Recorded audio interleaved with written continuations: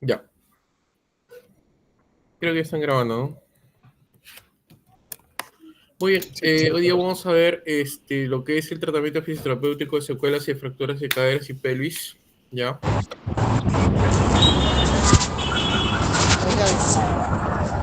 a ver sus audios, por favor. Bien, conectando con saberes previos, ¿no? ¿Por qué las fracturas de pelvis y cadera se asocian a alta mortalidad y discapacidad funcional?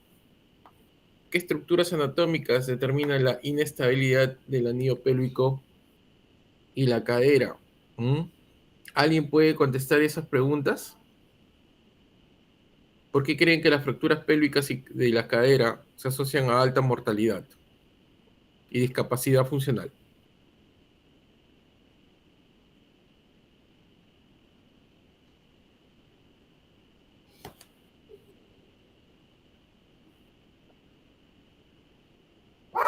¿Alguna?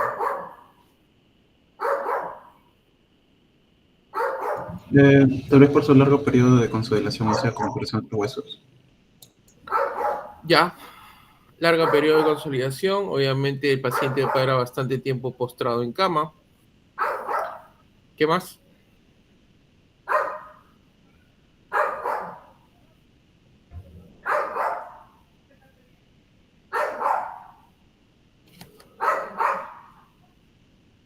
¿Mm?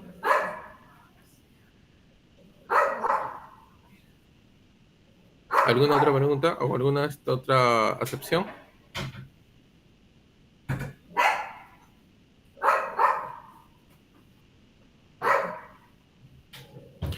Recordemos Porque al que, ser, disculpe, dígame, porque al ser estructuras, o sea, muy protegidas por varios músculos que lleguen al punto de fracturarse indicaría que hubo un fuerte trauma.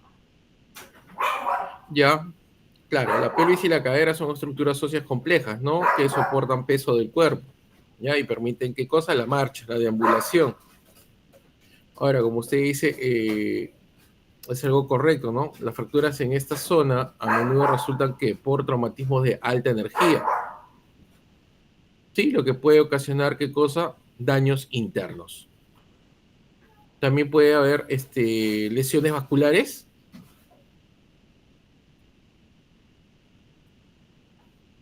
claro. Pueden haber hemorragias internas, ¿no? Que pueden ser mortales. Y como bien lo dijo su compañero, ya la recuperación es por largo tiempo, ¿sí? Y también puede haber complicaciones a nivel de infecciones, trombosis o pérdida permanente de la movilidad, ¿no? Por daño neurológico.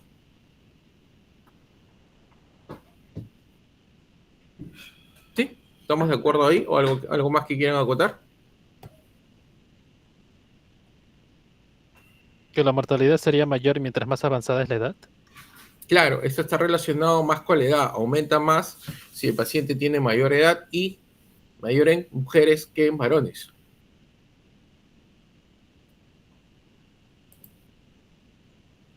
Bueno, acá identificar el manejo fisioterapéutico basado en la evidencia y cerramos el tema, ¿no? Lo vamos a ver lo que es la epidemiología, la relevancia clínica, tipos de estructuras y secuelas funcionales, evaluación fisioterapéutica integral, tratamiento fisioterapéutico, evidencia reciente y casos clínicos.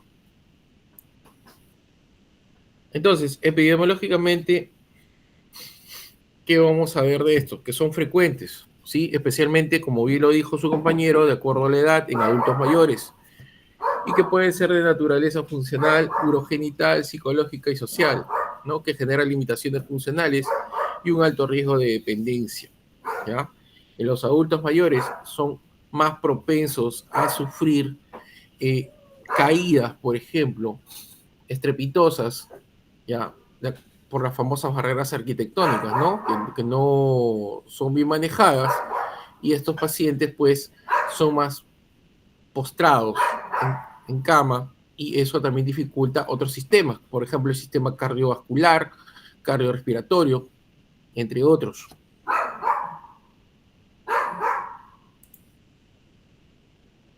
Bien, fracturas de la pelvis son lesiones complejas con impacto directo en la calidad de vida. Según Browers, las secuelas más prevalentes a 12 meses son dolor persistente en un 64%, limitación funcional en un 53% y dificultades de la marcha en un 46%.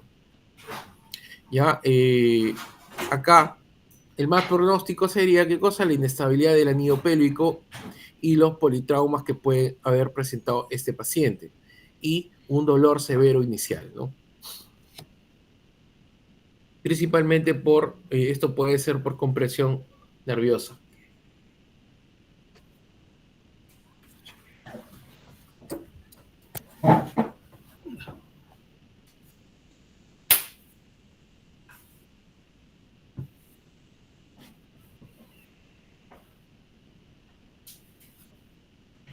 Y las fracturas de cadera, una de las principales causas de discapacidad en el adulto mayor, también, ¿no? Alta mortalidad al año, que son de 15 a 30%. El 60% no recupera a nivel funcional previo. Alto riesgo de fracturas secundarias por osteoporosis.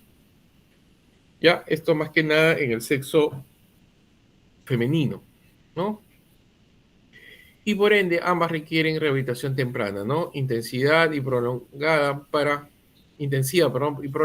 optimizar resultados funcionales. ¿Y por qué en el sexo femenino es más propenso a esto? Por los cambios hormonales que se dan en ellas, ¿no? ¿Sí? ¿Estamos de acuerdo en eso?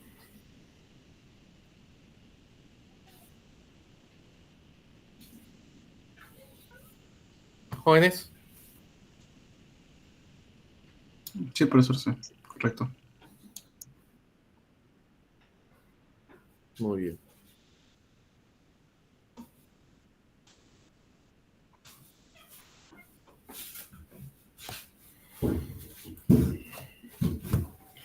Los tipos de fracturas y secuelas más relevantes. En la pelvis tenemos las estables y las inestables. Las estables por lo general son de baja energía y los fragmentos conservan todavía su alineación. ¿Ok? Y a veces no son fracturas completas, ¿no? Son las famosas que dicen las famosas fisuras, ¿no? Y las inestables van a comprometer, ¿qué cosa? El anillo pélvico, ¿no? Según Thiele, estos son los que son relacionados, según él, con el tipo B y el tipo C, que son de alta energía o por bala, ¿no? En el cual, pues, por ustedes saben que por donde entra la bala, por lo general no pasa nada, pero por donde sale siempre destruye. En un estudio de Benson, ¿ya? Evidencia mayor dolor agudo y limitación funcional en lesiones balísticas.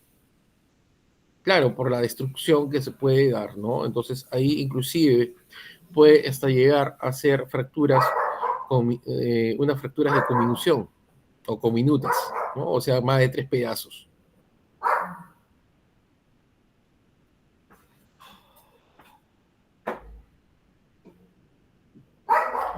Ya, entonces, las posibles secuelas que pueden haber acá son el dolor sacroiliaco, las famosas pubalgias, ¿no? Pubalgia persistente, dificultad de sentarse prolongadamente, asimetrías pélvicas, ¿no? Posturales, déficit de estabilidad lumbopélvica, atrofia de glúteos, principalmente el menor y medio, alteraciones de la marcha, tren de Lembourg.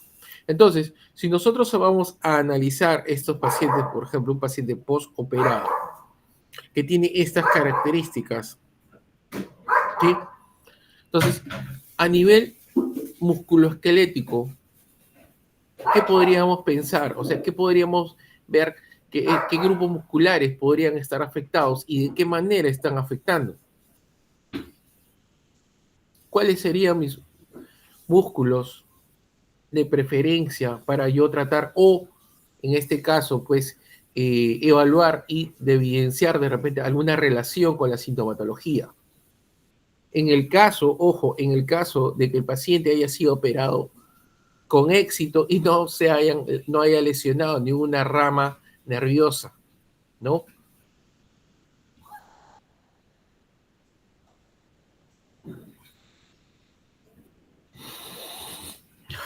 ¿Qué opinan?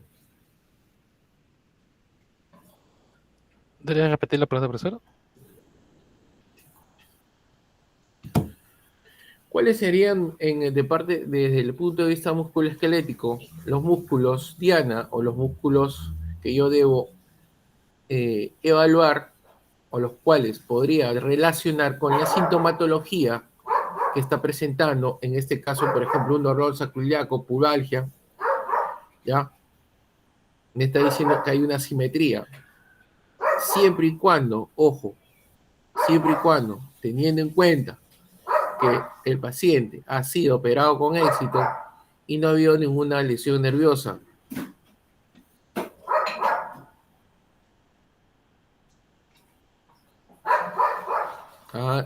Una lesión nerviosa del plexo lumbosacro.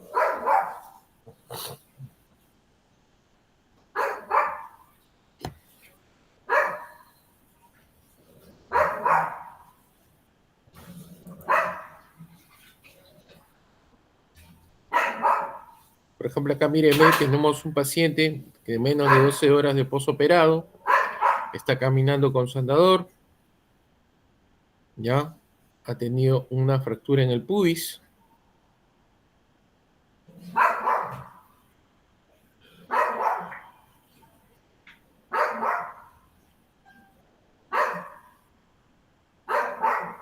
Típica caminada, por ejemplo, a veces con, miren, ve con la rotación externa, ¿no?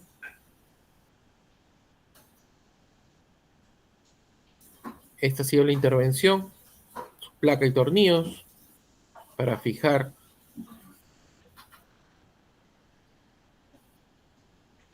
Y bien. ¿Ah? ¿Cuál creen ustedes? Que dentro de mi plan de tratamiento tengo que tener bastante énfasis.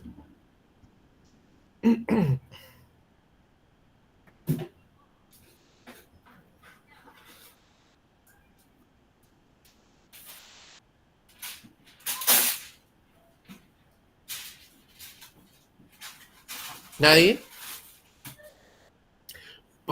A ver, les ayudo. ¿Por qué puede haber una simetría pélvica postural? Por postura, me dirán, ya, por la postura. O sea, una espina ilíaca que está más elevada que la otra. ¿Por qué podría ser? Uno de los miembros inferiores es más largo que el otro. Ya, podría ser uno más largo que otro, ya, a simple vista. Pero ¿eso a qué se debería? ¿Cuádriceps? ¿Cuádriceps? ¿Por qué los cuádriceps? ¿Qué tiene que ver el cuádriceps ahí? Tal vez por su origen en la espina ilíaca. Pero es espina ilíaca antero-inferior. Entonces estaría jalando para abajo, haciendo que haga una torsión anterior. Entonces, el En una torsión sartorio glúteo anterior, mayor. por lo general, la pelvis desciende. Desciende de ese lado. Ahora, lo que de repente podríamos definir, ya, si es derecha-izquierda, por ejemplo acá, este señor parece que es derecha porque la derecha la tiene más en rotación externa. Ya, imaginemos que la derecha la tiene más elevada. ¿Podría ser por el cuádriceps? No, nada que ver. Porque como usted bien están diciendo, la espina ilíaca anterior inferior es el origen, tiraría hacia abajo. Y ese mi pelvis caería más y no estaría elevado. ¿Por qué podría estar elevado? Abdominales, Abdominales, pero ya, abdominales. ¿Pero cuál? ¿Qué abdominal? ¿Recto, oblicuo? recto anterior. No, recto, recto, recto. Pero si fuera recto anterior, él estaría, ya, para tratar de entender, si fuera el recto o el abdominal, él estaría tirado con el tronco hacia un lado. ¿Y lo ven con el tronco hacia un lado tirado? ¿Inclinado? ¿No? No es inclinado.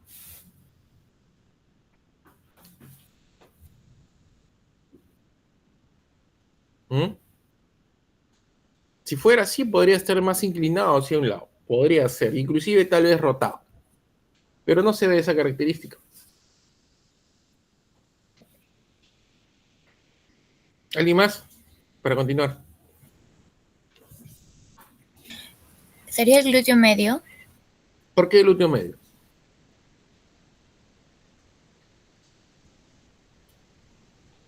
¿Qué implicancia tiene el Bueno, glúteo? la estabilidad, sobre todo a nivel de la cadera.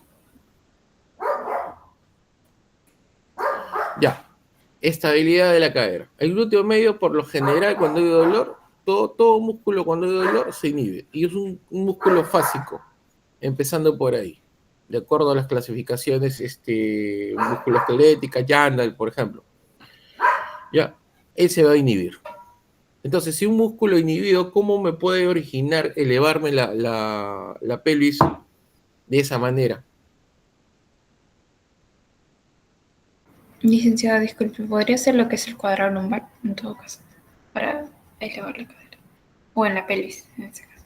Claro, muy bien. El cuadrado lumbar, quieras o no quieras, siempre va a estar metido ahí y va a ser uno de los músculos que va a suplir la acción, ¿no? De elevación. Cuando el músculo, el glúteo medio, está débil o inhibido, como dicen algunos, ¿ya? El cuadrado es el que le va a suplir. Ahora, el cuadrado también te puede dar, ¿qué cosa? Una sintomatología en dónde, qué nivel, y está acá. Y está acá en las tipos de secuelas, que también es importante evaluarlo.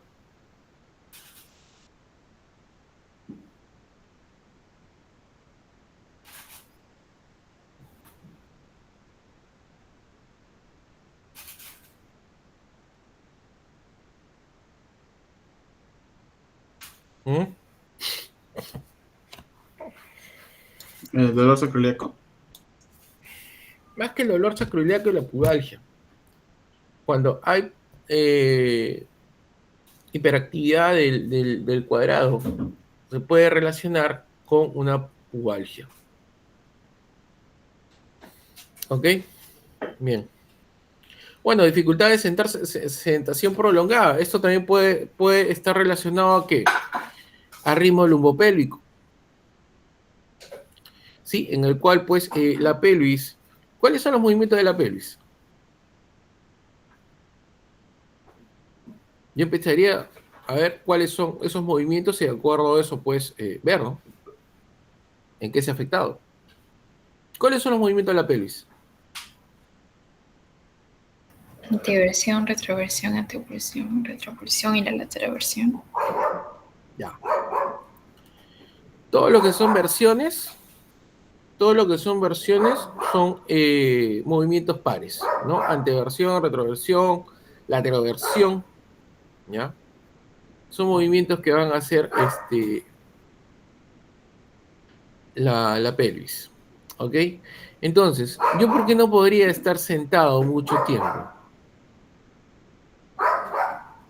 ¿Por qué condiciones? ¿Cómo podría estar esa pelvis para yo tener algún problema?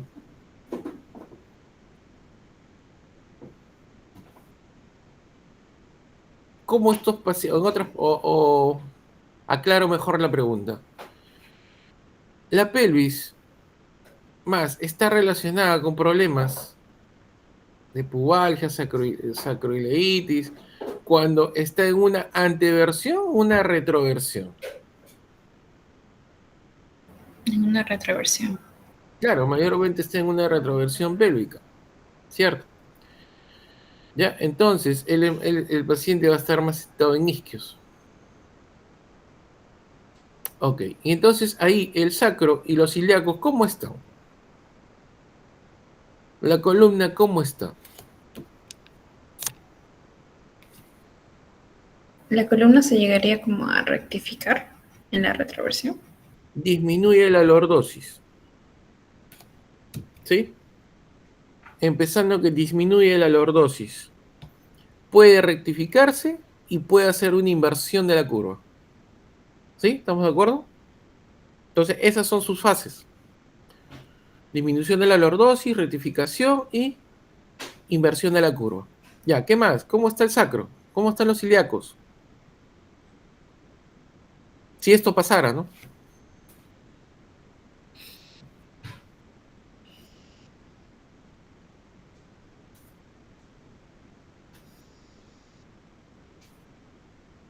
¿Mm?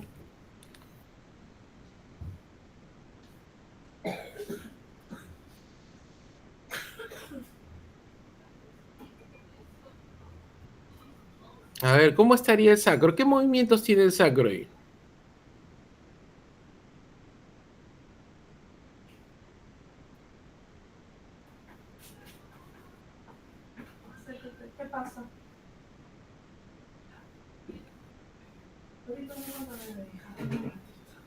¿Ah?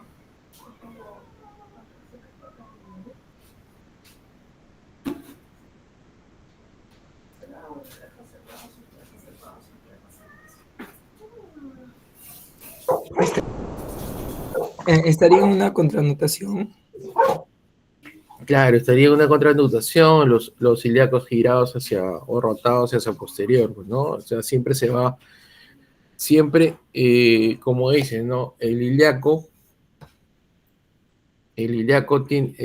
se va a la misma dirección del sacro, ¿ya? Y diferente al movimiento de la columna lumbar, ¿no? Y el sacro siempre es contrario a la columna lumbar, ¿sí? Entonces, esas relaciones siempre, bueno, por lo general se dan, ¿ya? Muy bien. Bueno, la cadera.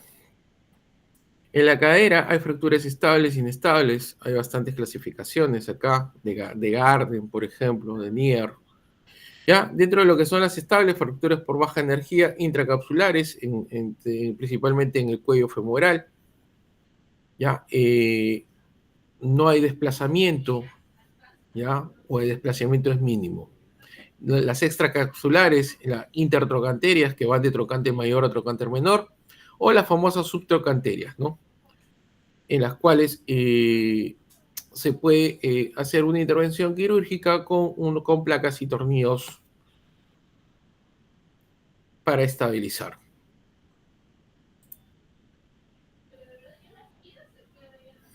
Dentro de esto vamos a tener ciertas secuelas, ¿no? La limitación a la flexión, rotación, extensión, ya dolor a la carga, debilidad marcada en los glúteos por debilidad principalmente, ya el psoas por hiperactividad, ya alteraciones de la marcha, ya ¿por qué? Porque todos los músculos a nivel de cinturón pélvico están alterados, ya va a haber una alteración total, ¿no? Riesgo de rigidez capsular y mala consolidación, por supuesto.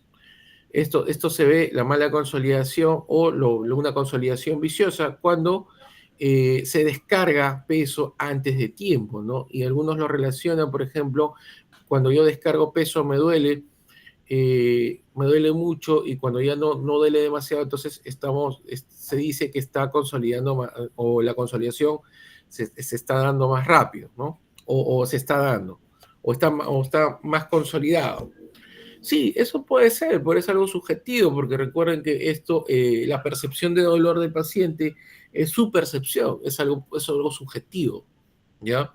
Que algunos pueden decir, sí, normal, no me duele, ¿no? Pero empiezan a caminar antes del tiempo y empiezan a angularse, ¿ya? El material de estos síntesis no los puede mantener fijos o estables y esto y empieza a romper. ¿Mm? Y se angula y esto da a la larga la famosa pseudoartrosis o también un callo hipertrófico, ¿no? En el cual puede producir por las compresiones ya dolor intenso.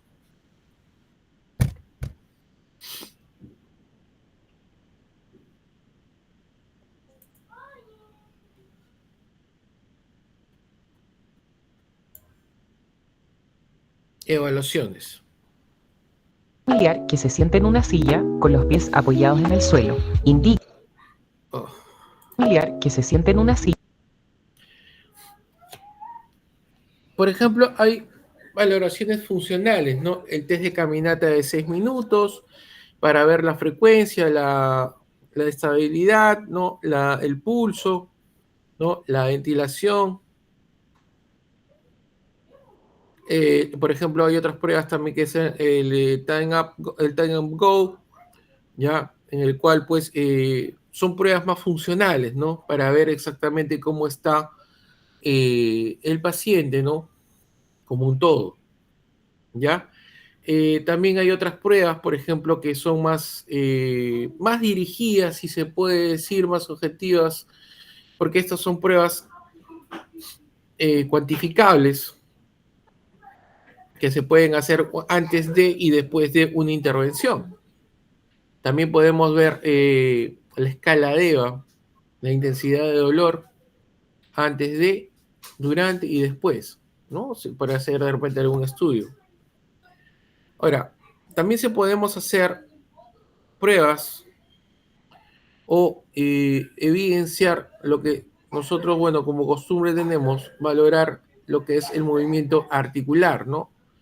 Ver los rangos, las mediciones con el goniómetro o el inclinómetro, ¿ya? Ver cómo están los movimientos pélvicos, ya sea la anteversión, la retroversión pélvica, principalmente ellos, ¿sí? Y ver cómo está la relación, ¿no? La relación, si la relación ósea está correcta.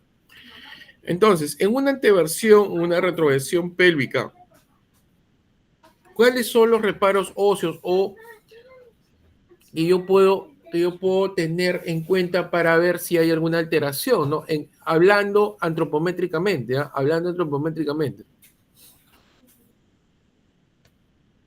¿Cuáles son los puntos o reparos óseos que yo debo tener en cuenta?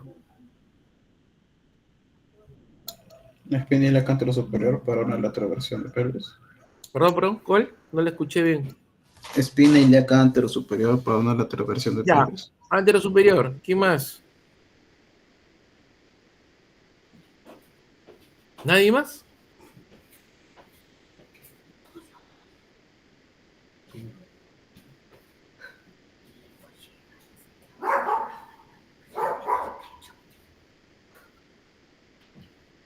¿Solo la espina ilíaca antero superior? ¿Eso es lo único que yo voy a tener en cuenta?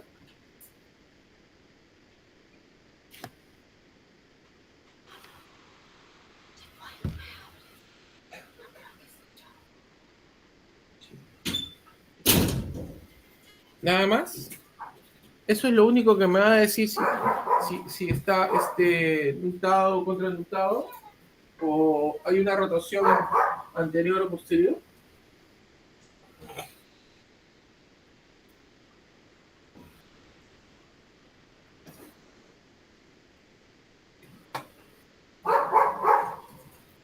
¿Ah? A ver qué dice el resto.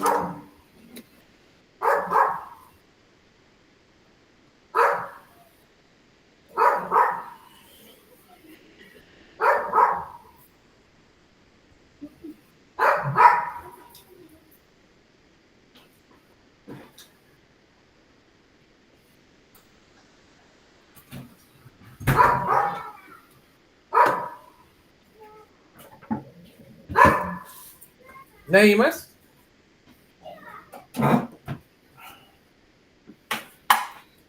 Vamos, chicos, intervengan. Esto no es un monólogo. La clase lo damos ambos. Ah, la espina ilíaca antero superior. ¿Qué más? ¿Cuál reparo óseo también tengo que saber para ver si esto está correcto o no? Si está antropométricamente hablando, estas medidas están dentro de lo normal.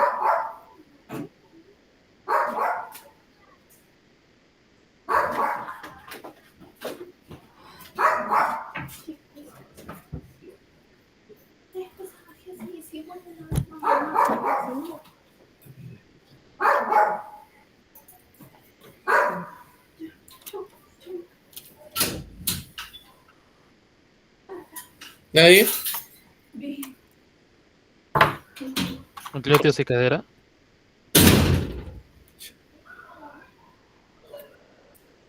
Los glúteos y la cadera. Los glúteos, pero yo estoy hablando de reparos óseos. ¿Ah?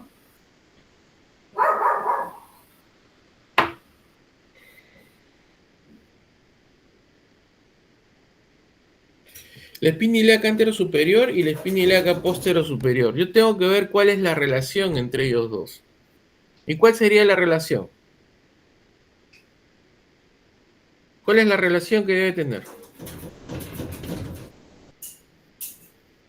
¿Mm?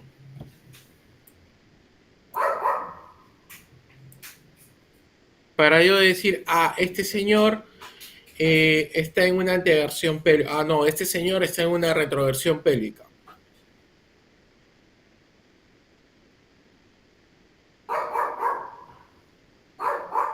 En el caso de la retroversión, la espina ilíaca posterior superior debería estar debajo, digo, debajo de lo que es la espina ilíaca anterior superior. No sé si se me entiende. Ya. ¿Y cuál es la relación que tienen entre ellos dos?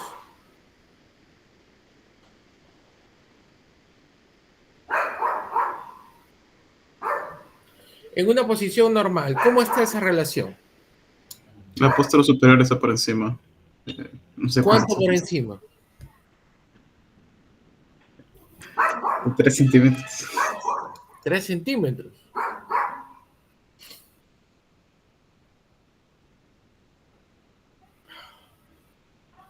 ¿Alguien dice más? ¿Alguien dice menos?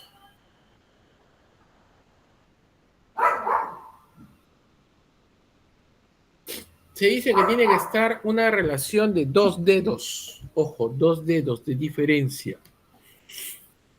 ¿Ya? ¿Pero 2 dedos de quién? ¿Del mío o del paciente? Del paciente. Del paciente, aproximadamente 2 centímetros, como bien lo dijo, bueno, dijo 3, ¿no? Ya, menos 1. 2 centímetros aproximadamente. O también ver que esa relación entre las dos espinas hacen un ángulo. ¿De cuánto es ese ángulo?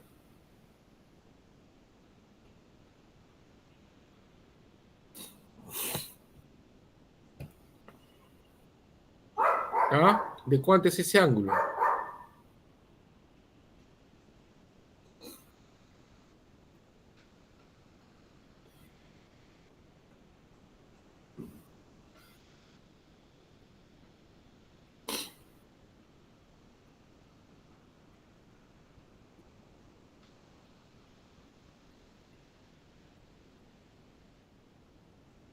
¿15 grados? ¿Cómo? 15 grados. 15 grados. ¿Es lo normal o es lo normal?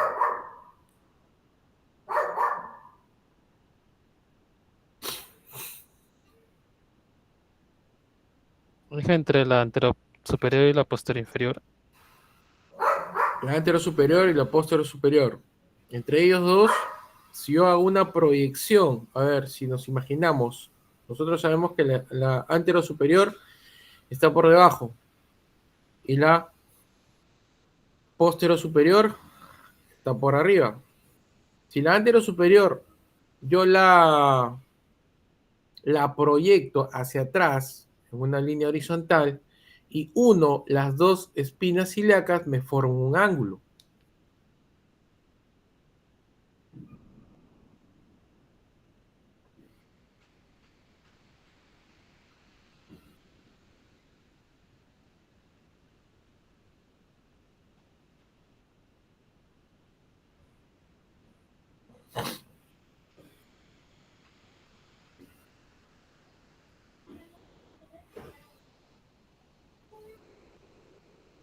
¿Sí?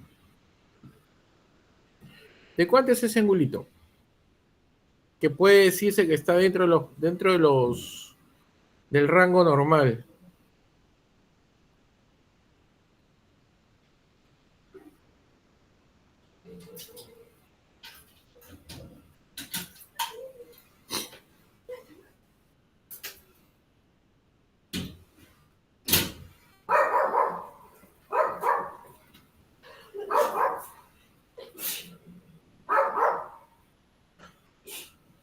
¿Mm?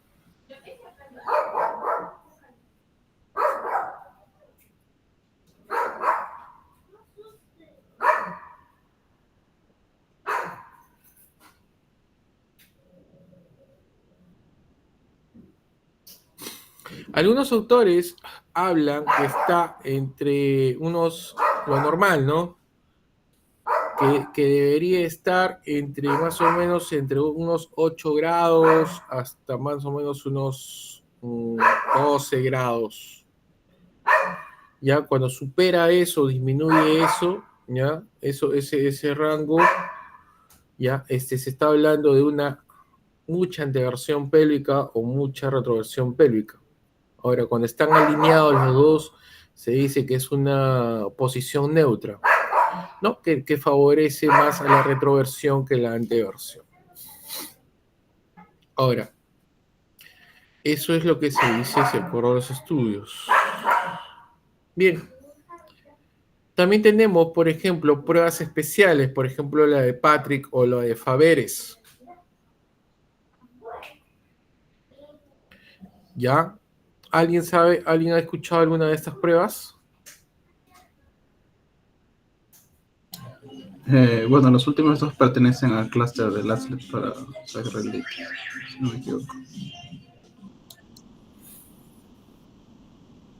Las dos últimas, la de la Gansler y la compresión y distracción, ¿esas? Pertenecen al clúster de Laslett para Sacral Leak, para dolor sacroiliaco. Claro, para el dolor sacroiliaco, ¿no? Que son como 5 pruebas. Que tiene que salir, como se dice, la mitad más 1 para darle importancia si es una sacroileitis.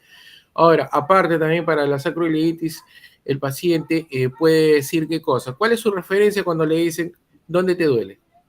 ¿Qué es lo que tiene que decir? ¿O cómo te tiene que decir?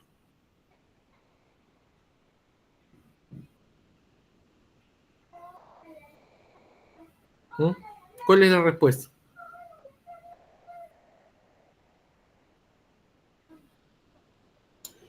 Bueno, creo que se puede confundir como un dolor lumbar y tal vez la zona en la que señalan es lumbar, ¿no? No, está bien, pero ¿cómo él refiere al dolor? Él te dice, bueno, me duele toda esta zona, me duele, se va para arriba, después para abajo, me duele en esta zona puntual. ¿Cómo te lo dice?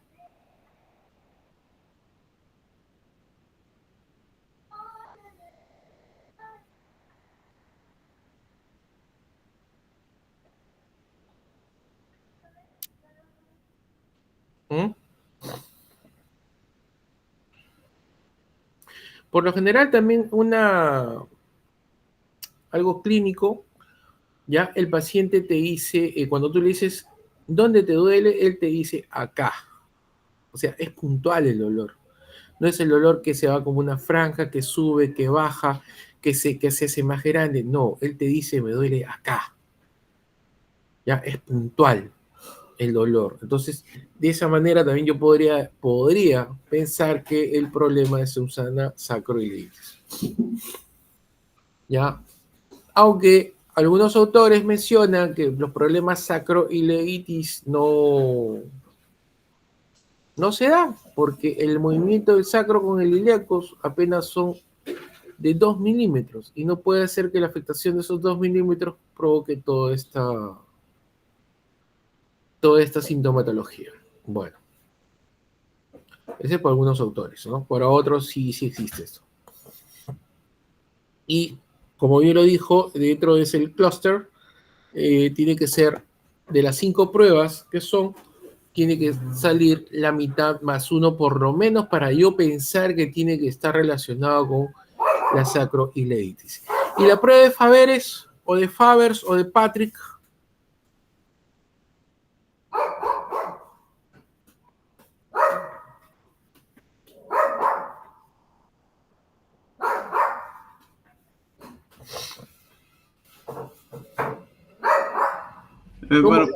Bueno, yo en persona, pues, he leído un poco que esa prueba pues no tiene tanta sensibilidad y se usa para orientar si el dolor proviene de posterior o anterior al ejecutarla. Bueno, eso es lo que estaba hablando, ¿no? De lo que está leyendo. Mira, te diré que toda prueba o test ortopédico aislado, así aislado, si tú lo agarras uno así individualmente, por no decir otra cosa, no tiene mucha sensibilidad y especificidad. ¿Sí? Te doy toda la razón del mundo. Por eso que vienen los clusters. O sea, los clusters quiere decir que están agrupando cierto grupo de test para aumentar ¿qué cosa? La especificidad y la sensibilidad. ¿Mm? Y hay bastantes clusters. O perdón, hay pocos clusters, ¿ya? Que pueden darte alguna referencia de lo que podría estar pasando, ojo, en el paciente, que tampoco no es exacto. Y más aún, por ejemplo, si ustedes tratan hombro, peor todavía. Los clústeres que salen en hombro no son tan exactos, podrían ser. Bien, esto más que nada para ver las limitaciones que hay en los movimientos de cadera, que es la flexión, abducción y rotación externa. Se dice que cuando hacemos esta prueba, ¿ya? Y cuando presionamos acá como está, ¿ya? Esta rodilla tiene que estar al mismo nivel que la otra rodilla. Pero sale positivo cuando nosotros experimentamos rigidez, ¿no? O limitación al movimiento, o cuando la pelvis contralateral, como ustedes están viendo, ya empieza a levantarse o a elevarse, ¿ya? O el paciente también refiere bastante dolor. Bien. Evaluaciones musculares, por ejemplo, evaluación del glúteo medio, ¿ya? Esta manera de evaluar glúteo medio a mí no me gusta. ¿Por qué? Lo explico. Porque se puede activar otro grupo muscular. ¿Con cuál? ¿Con cuál se confunde acá? ¿Con cuál se confundiría? Fascia lata, o sea, tensor de fascia lata. Claro, con el tensor, ¿no? Y yo, si yo quiero eliminar el tensor de la fascia lata, tendría que hacer con una flexión de cadera aproximadamente, como dicen algunos autores, de 60 grados. Ahí recién yo estoy activando lo que son los glúteos. Y es más, no solamente el glúteo medio, sino también el glúteo mayor. Que el glúteo mayor, aparte de ser extensor, también es ¿qué cosa?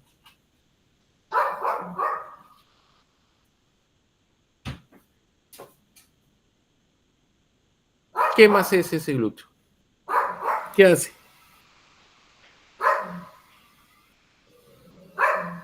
Rotación externa. Por supuesto, rotación externa. ¿Sí? Es rotador externo de cadera. Y es uno de los responsables, por ejemplo, cuando hay desalineaciones de la rodilla. ¿Ya? Entonces, muchas veces, y también responsable de muchos dolores o sintomatologías en la rodilla, que lo podemos confundir con un síndrome patelar, ¿cómo se llama? Síndrome del lavándilo tibial, y cuando tratando este músculo a nivel de la cintura pélvica, el problema se soluciona rápido. Muy bien. Test de cuádriceps para ver principalmente la longitud. Aparte también esta posición me hace recordar al test de Thomas, ¿no? Test de Thomas modificado. ¿Y para qué sirve la evaluación del Thomas?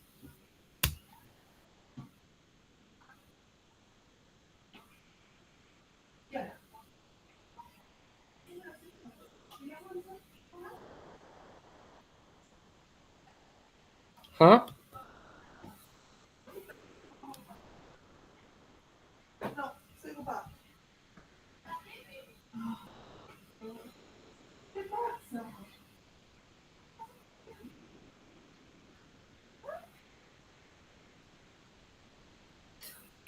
¿Qué valora el test de Thomas?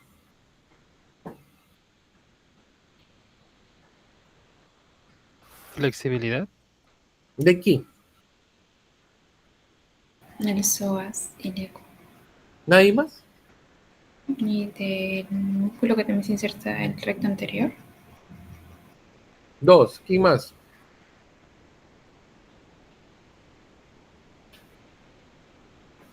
Son tres músculos que evalúa ahí. Psoas, recto anterior y tensor de la fascia lata. Cuando es el problema de psoas, ¿cuál es el signo clínico que se ve?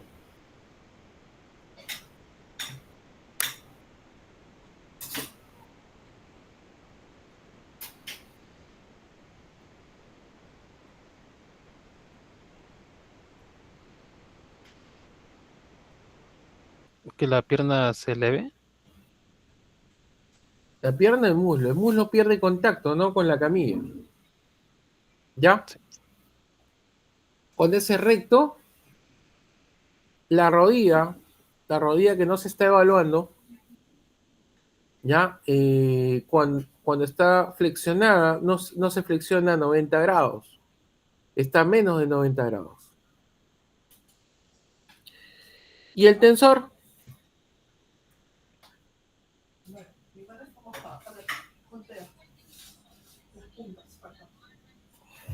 En el tensor lo que pasa es que hay una abducción.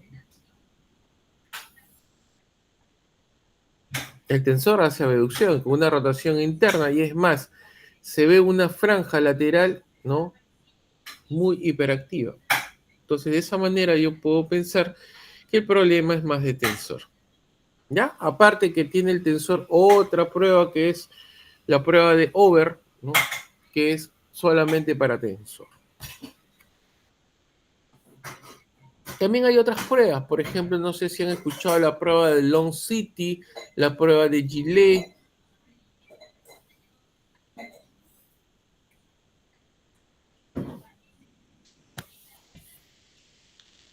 que son de baja, ojo, baja especificidad, baja sensibilidad, pero combinándolas con el resto, podría mejorar eso.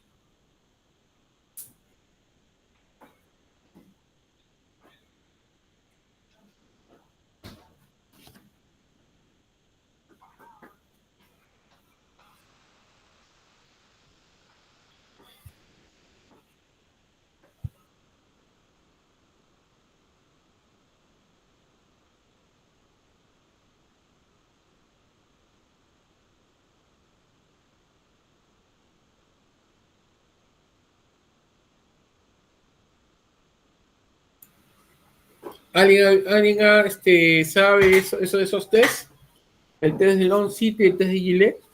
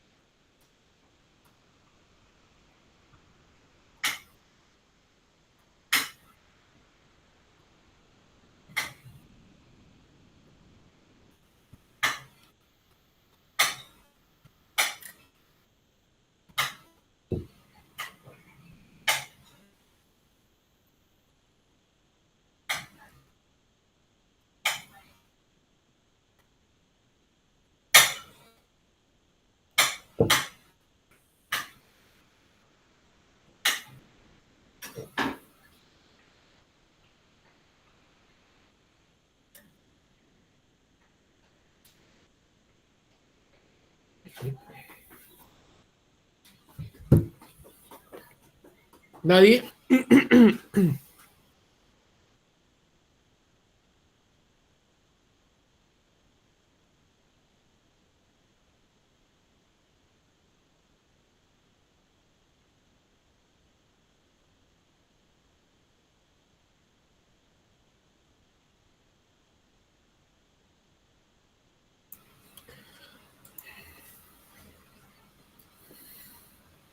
A ver, antes de que me olvide, esta es la prueba del psoas o del test de Thomas, ¿no? Eso es lo que estamos diciendo, por ejemplo, una hemipelvis está rotada o hacia posterior, el ilíaco hacia posterior, y la otra, miren, ve, si está el muslo no está pegado a la camilla, es por una hiperactividad del psoas.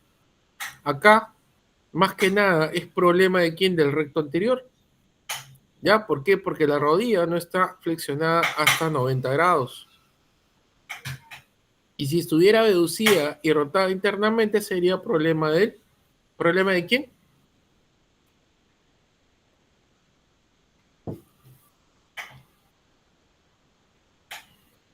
Tensor. ¿Problema de quién? Tensor, no, profesor. De tensor. Ya.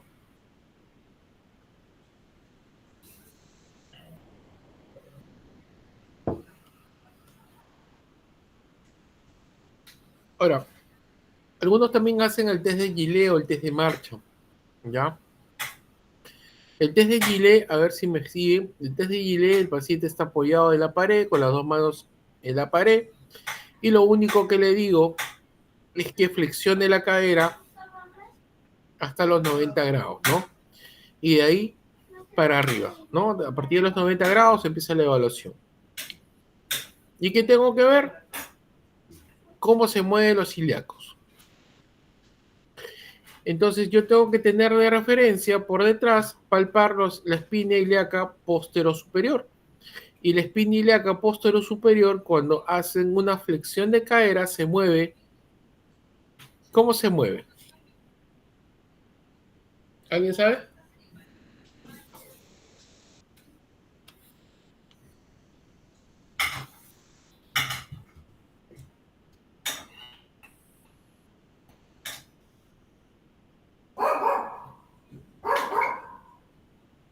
¿Cómo se movería?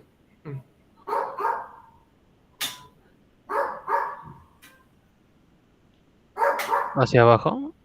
Nada más, hacia abajo, ¿no? Si se mueve solamente hacia inferior, según los autores, es patológico. Algo está mal, hay una disfunción.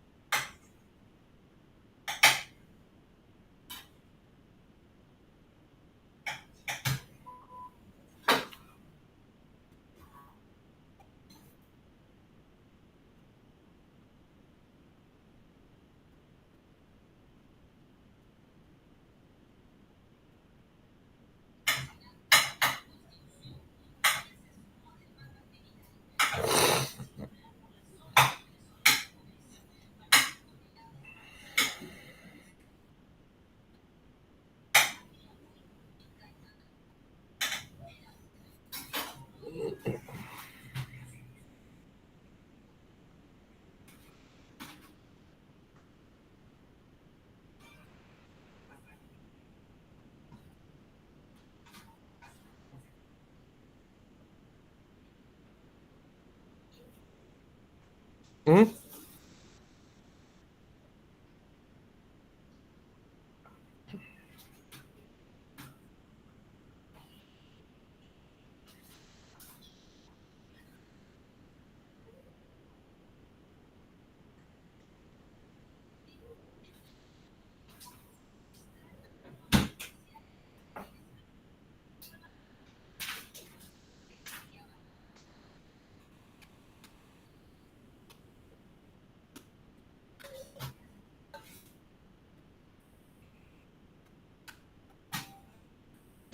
Es póstero inferomedial, ¿ya? La espina ilíaca póstero superior se va póstero inferomedial.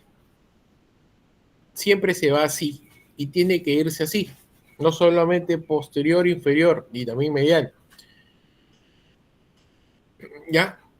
Si por A o B yo estoy poniendo mis manos en las espinas ilíacas póstero superiores y yo le pido al paciente que está apoyado con las manos en la pared, ya eleva la rodilla derecha, le digo, ¿no? Para que flexione la cadera derecha.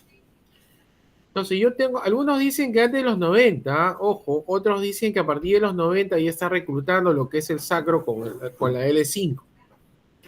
A partir de los 90 se tiene que ver que la espina ilíaca póstero superior se tiene que ir póstero, ínfero y medial. Tiene que hacer esos tres movimientos, esos tres componentes. ¿Qué pasa si se va medial nomás? ¿Ya? Si se va medial, ¿ya?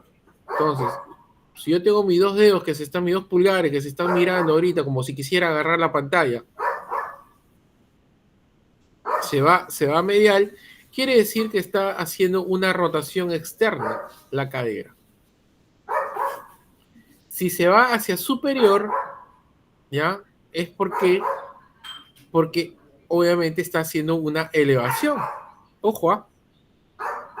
Y si solamente se va hacia abajo, bueno, está haciendo una rotación, una torsión posterior. Pero acá también debo ver qué grupos musculares están actuando. Por ejemplo, si yo hago solamente una rotación externa, si veo que mi dedo se va hacia medial,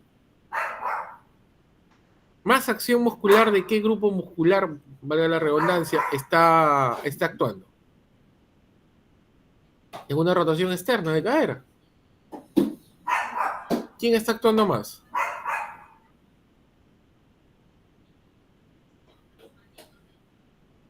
¿Ah? ¿Me siguen o no me siguen?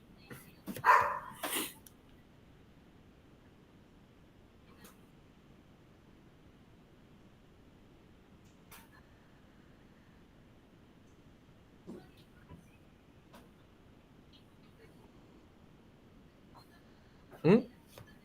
¿Se entiende o no se entiende?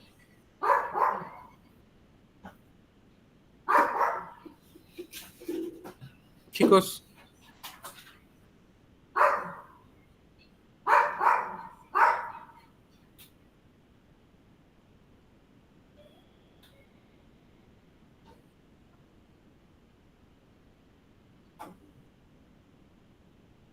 jóvenes, ¿se entiende?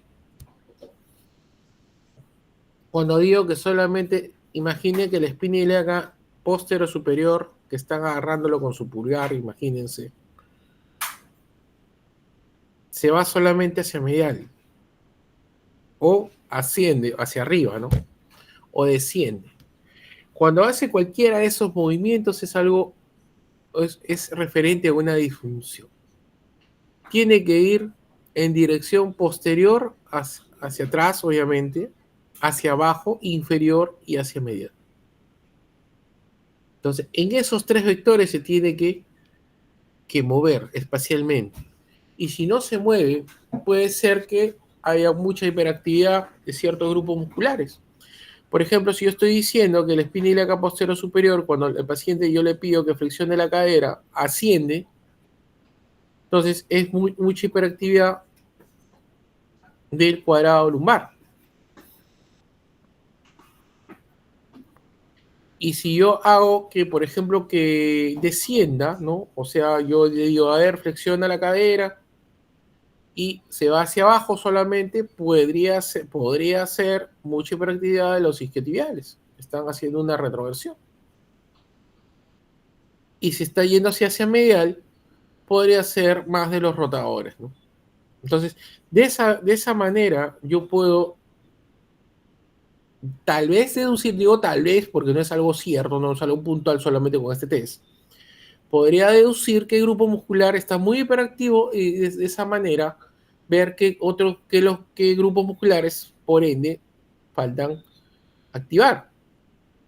¿Ya? Entonces, de esa manera yo podría hacer mi plan de tratamiento. Ahora, dentro de la flexibilidad también acá que estamos viendo de los isquiotibiales, ¿no? Para ver la extensibilidad, hay dos maneras, ¿no? Esta es una que, bueno, que lo encontré que en algunos textos que también lo hacen. Ya, pero más,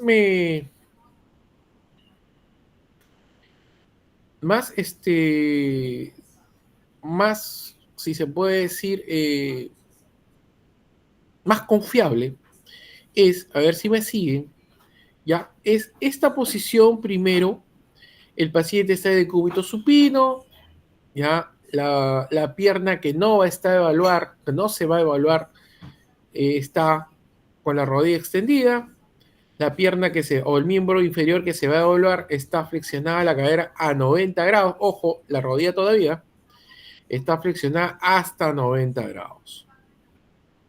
¿Ya? Y ahí recién yo hago una extensión de rodilla. ¿Sí? Una extensión de rodilla. En el cual, ojo, debería estar la rodilla extendida menos 10 grados. O sea, ¿qué quiere decir? Que si yo extiendo toda la rodilla 0 grados, ¿no? Porque está extendida, o 180, como lo quieran llamar algunos autores, pero menos 10 grados quiere decir que le falta 10 grados para llegar a la extensión completa de rodilla. Y eso es normal. Ya por la tensión, por el tono muscular que tienen obviamente los músculos, pues no van a relajarse del todo para que yo pueda hacer, ¿no? En este caso, la extensión completa de rodilla. ¿Ya? Entonces, eso es normal.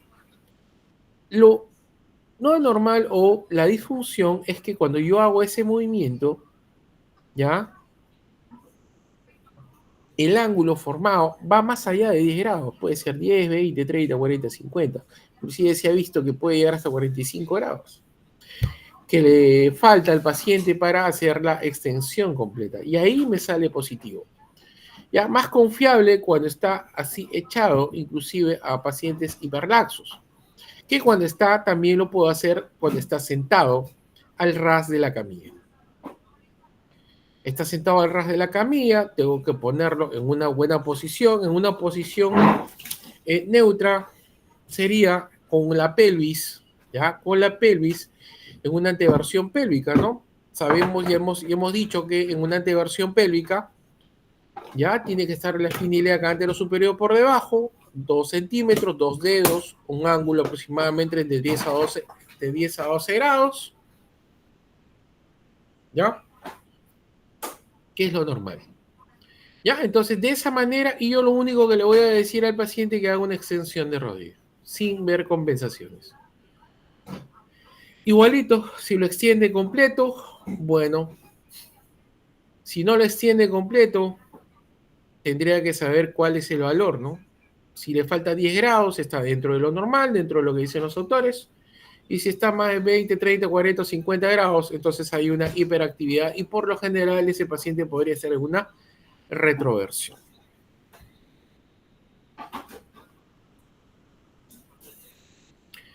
La evaluación de marcha es muy importante, ¿ya? La fase de la marcha, para ver exactamente cómo es la marcha, si está en una rotación externa, si está en una elevación del ilíaco. O sea, tengo que saber todo eso, ¿no? La prueba de Trendelenburg, bueno, pues ya hemos visto el Trendelenburg, ya, si está en esta posición que está, ¿qué glúteo es el que se está evaluando? Medio. ¿De qué lado?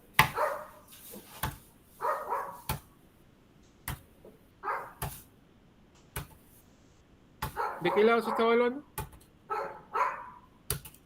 Más inestable.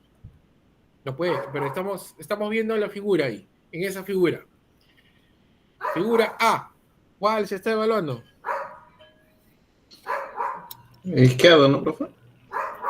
Claro, el izquierdo se está evaluando. El izquierdo no tiene mucha fuerza, entonces por ende el otro cae. ¿Sí? Ese es el famoso Trendelenburg.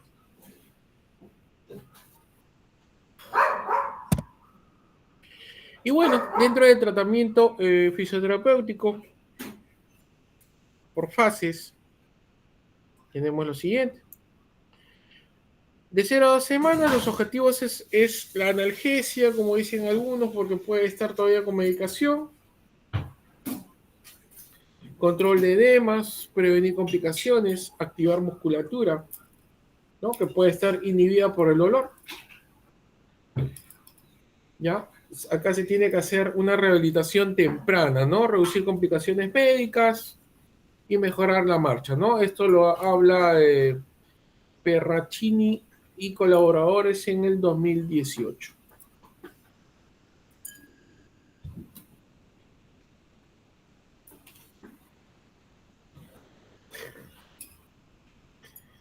Ok.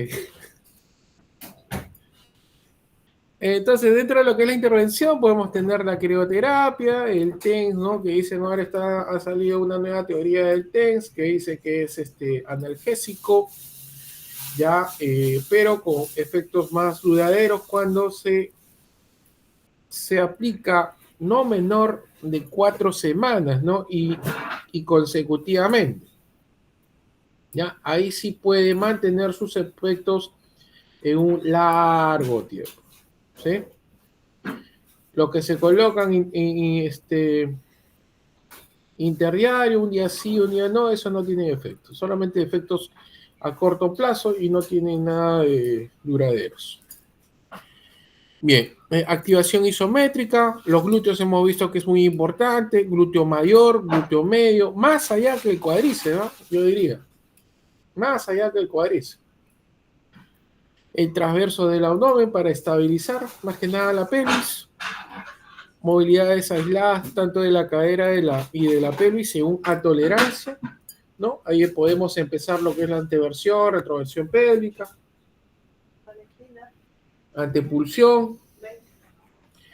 Y como dice a tolerancia, ¿no? El paciente tiene que tolerar, ¿no? O sea, podemos empezar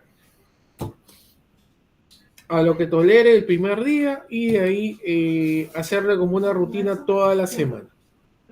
Ahora, ¿cómo yo puedo? Y muchos hablan de eso, ¿eh?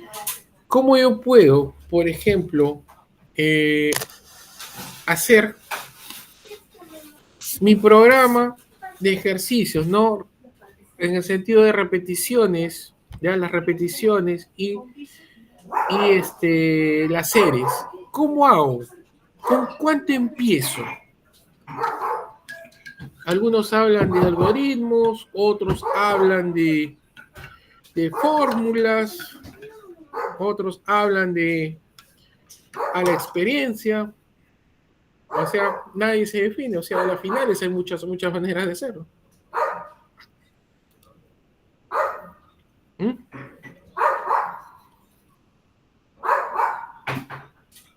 A su corta experiencia de ustedes, ¿cómo se podría hacer?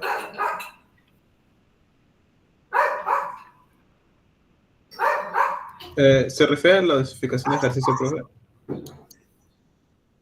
Uh-huh. Podemos usar la escala de Borg modificada, preguntando al paciente de qué tan cansado está del 1 al 10, y de eso moderar la intensidad, en este caso aguda, probablemente pues, moderada, ¿no? Ya está bien. Eso es para cuantificar si lo que tú le diste al paciente en todo ese día fue bueno, malo, óptimo, o se cansó o no se cansó. Acá, la escala de Borg. Perfecto. Pero yo con cuánto empezaría. Ese es el punto. ¿Con cuánto empiezo? Como yo digo, ya, voy a empezar hoy día con 2 series y 7 repeticiones. Hoy empiezo con esto. ¿Cómo digo eso? ¿De dónde sale eso?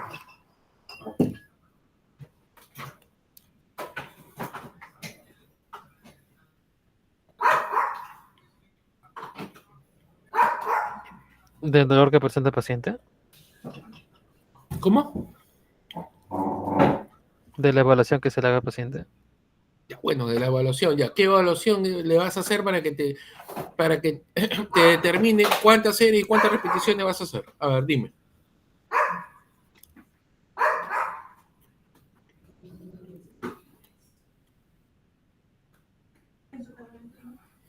¿Mm?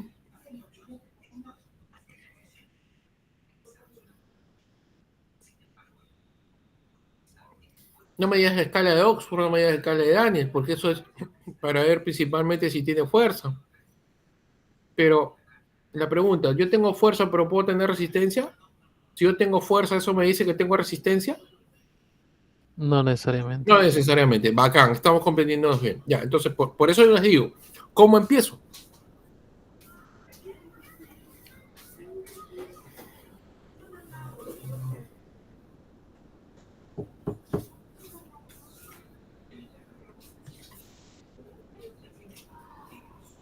Licenciado, sería, por ejemplo, la cantidad de repeticiones que podría hacer, pero sin peso, o sea, llega a su límite, y en eso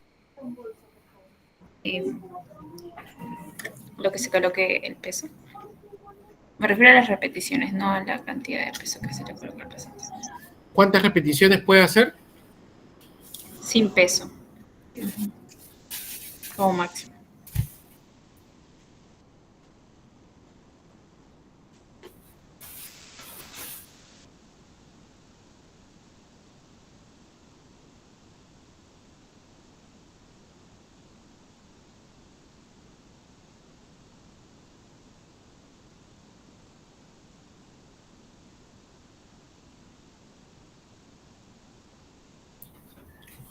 Ya, entonces, ya usted me dice que con las repeticiones, ya bueno. Pero,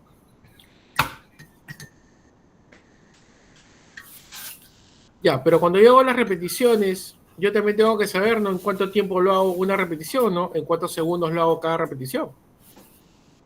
¿Eso me podría dar lo que usted me está diciendo?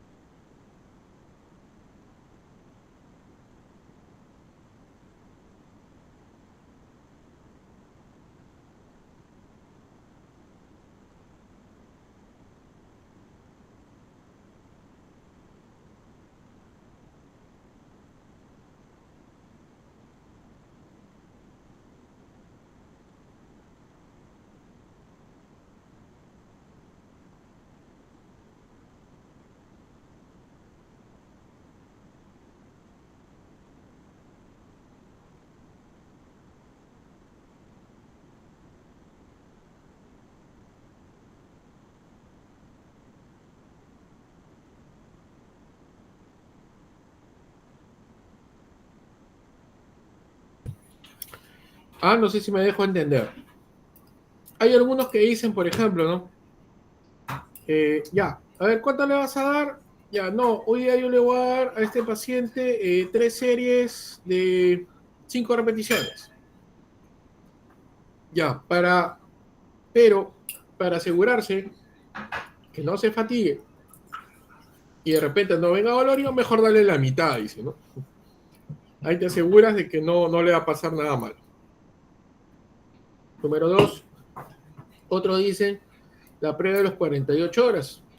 ¿Cómo es eso? Ya, tú le das una rutina de ejercicios y si después de 48 horas regresa muy adolorido, ya, porque se puede ir bien, ¿ah? Ojo, ¿ah? La escala de Bohr también, esas escalas son muy subjetivas, no son objetivas, porque están midiendo la percepción del paciente. ¿Cuántos pacientes ustedes han visto, por ejemplo, que se han ido? Sí, no te duele nada, todo bien, sí, bacán, chévere, todo, ya listo. Después de las 48 horas vienen con un dolor, oye, ¿sabes qué? Pucha, que me fui, no sé qué ha pasado, dices, ¿no? Me fui bien de acá, llegué a mi casa, estaba tranquilo, me acosté, después al día siguiente me vino un dolor y estoy dolorido. ¿Ah? Entonces,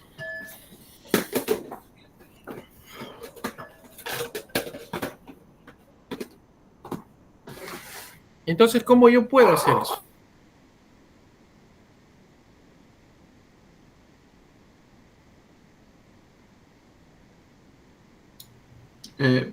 No sé si el profe tenga mucho que ver, pero, por ejemplo, a veces he visto que también usan mucho lo que son las repeticiones en reserva y la resistencia máxima o la repetición máxima que hace un paciente, y a partir de eso también clasifican, ¿no? Por ejemplo, dicen que en los agudos se trabaja con un peso del 5 al 10% de su RM y luego esto va escalando. Y bueno, y también en algunos estudios te hablan de las repeticiones en reserva para poder evitar la fatiga muscular y bueno, mejorar y buscar hipertrofia. No sé si tiene algo que ver.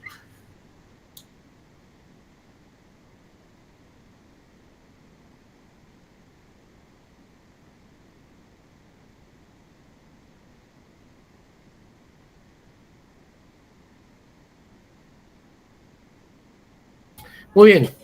A ver, eso es las repeticiones máximas, ¿no? ¿Hasta cuánto puede hacer un paciente? Bien, pero esas repeticiones máximas de un medio, ¿tiene que tener alguna característica especial de ese paciente para que lo haga?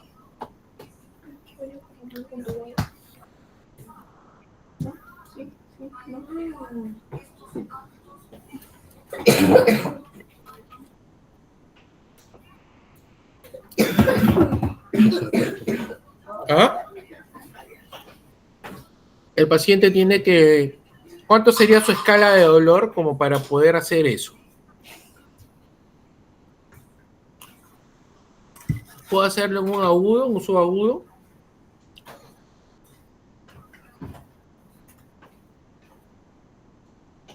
¿Ah? Claro, sí, claro. O sea, uno no podría poder evaluar, o sea, un paciente agudo y decirle, a ver, ¿cuánto cargas de máximo? ¿No? Meterle 20 kilos. Pero creo que también hay formas de subestimar las RM sin darle un RM al paciente. Son unas fórmulas también que no me las sé específicamente, pero sí sé que hay formas de subestimar la RM. No, yo lo saco.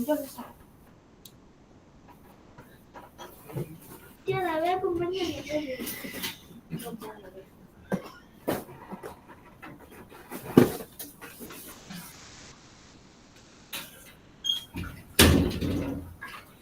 Claro, podría hacer lo que dice usted, pero como yo le digo, ¿no? Hay autores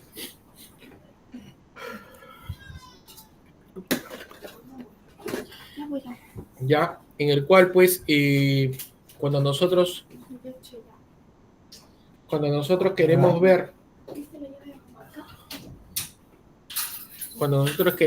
por ejemplo, cuánto es la tolerancia al ejercicio de ciertos grupos musculares, sí, una manera, ojo, no digo que sea la más correcta o la más confiable, pero de repente hay otras mejores, no lo sé, pero a lo que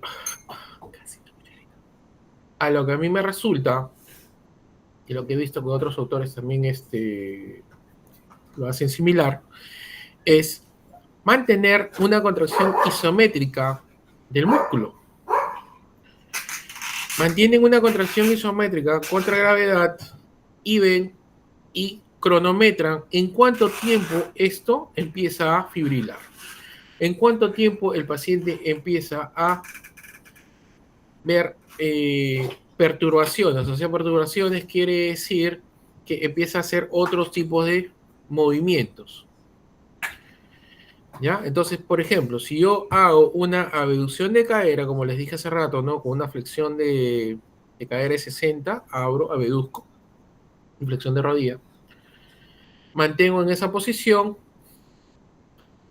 menos de 5, ¿ya? Y lo mantengo ahí, por lo menos, rebobino, lo mantengo ahí y cronometro.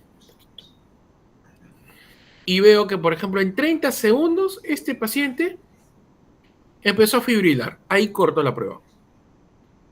Entonces, para mí, ese paciente, ese grupo muscular de abductores, solamente me puede tolerar antes que empiece a fallar, ¿ya? Como dicen los que hacen kinético otro control motor, el fallo muscular es cuando él ya no puede realizar la acción y tiene que ser suplido por otros. Entonces, en 30 segundos es mi tope para que ese músculo empiece a fallar o empiece a fibrilar, ¿no? Que ya está cansado, ya no puedo, dice. Entonces, de esa manera yo podría establecer mis series y mis repeticiones. Puedo hacer, si yo sé que es 30 segundos, entonces yo podría hacer repeticiones, de repente 6 repeticiones, ¿ya? De 5 segundos cada uno. O sea, abro 1, 2, 3, 4, 5 y bajo, ¿no? 1, 2, abro, mantengo y bajo. Abro, mantengo y bajo, que cada uno esté en 5 segundos de rato. Entonces, de esa manera yo me estoy asegurando, ojo, y eso es como máximo, porque podría hacer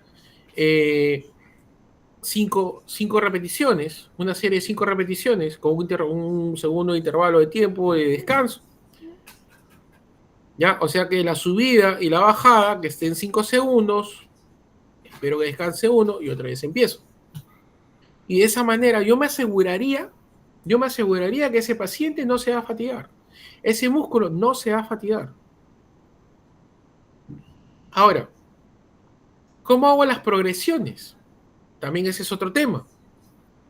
¿Mm? Igualito, algoritmos, fórmulas, destreza, evidencia científica, sí, pero seamos honestos. Dentro de la evidencia científica yo comparto también eso bastante, pero tendríamos que tener casi similares características en los pacientes y a veces no las tenemos. Y es por eso que se pide a los de pregrado, posgrado, todo lo que tenga que ver con ciencia de la salud y no, ¿ya? Que hagan una tesis, ¿no? Para comprobar, ¿no? Lo que es la eficacia o la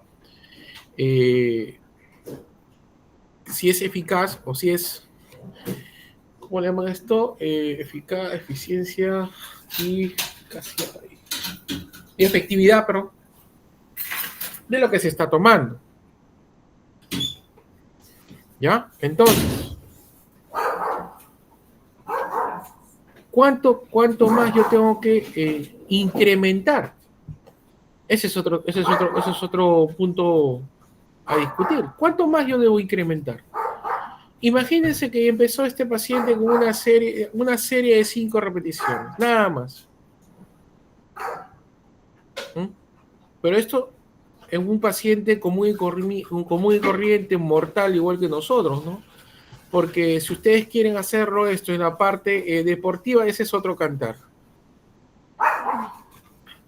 ¿Por qué? Porque el paciente, el deportista que está con lesión o el deportista que está con dolor, tú le haces un test muscular, así esté como con un dolor en la escala de EVA de 6, de 7, él te puede sacar fácil una fuerza muscular de 5. Fácil. Le duele, pero lo hace. Entonces, ese es otro cantar. ¿Ya? Entonces, ¿yo cómo puedo hacer eso? ¿Cómo puedo incrementar? Muchos de nosotros, yo hasta hace años atrás, del 2012, yo lo que decía era, ya, señor, ¿cuánto hizo esta semana? Ya, bueno, hice 3 series de 7, ya, ok. Ya, esta semana le va a subir una serie más, 8. Y así lo tenía.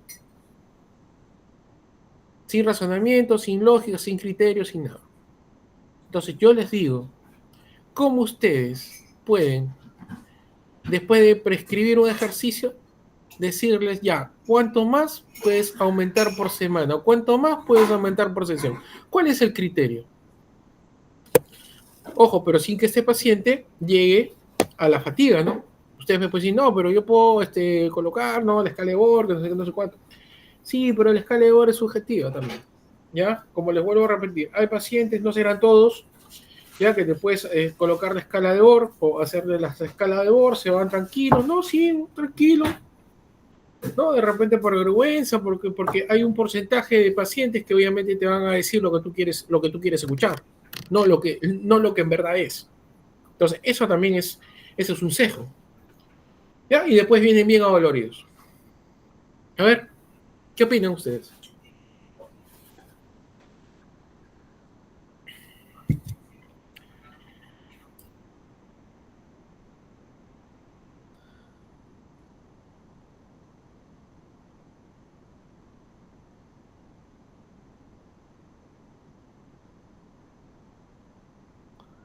Podría ser un avance progresivo y si el paciente no logra la meta, reducir de la dosis de ejercicio. Claro, es un avance progresivo, pero ¿de cuánto estamos diciendo que va a progresar, pues? ¿De cuánto? Porque en teoría se ve bonito, no, no, sí, hay que hacerlo progresivamente, que el paciente que no se canse, que tanta vaina. Pero ¿cuánto es ese avance?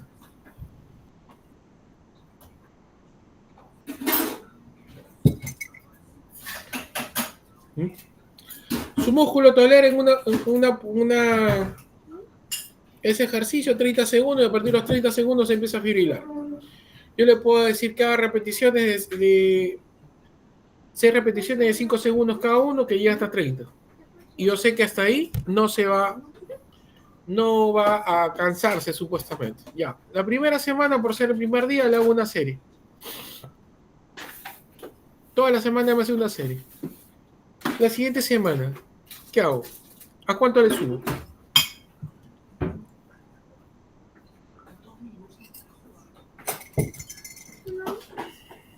Profe, una pregunta.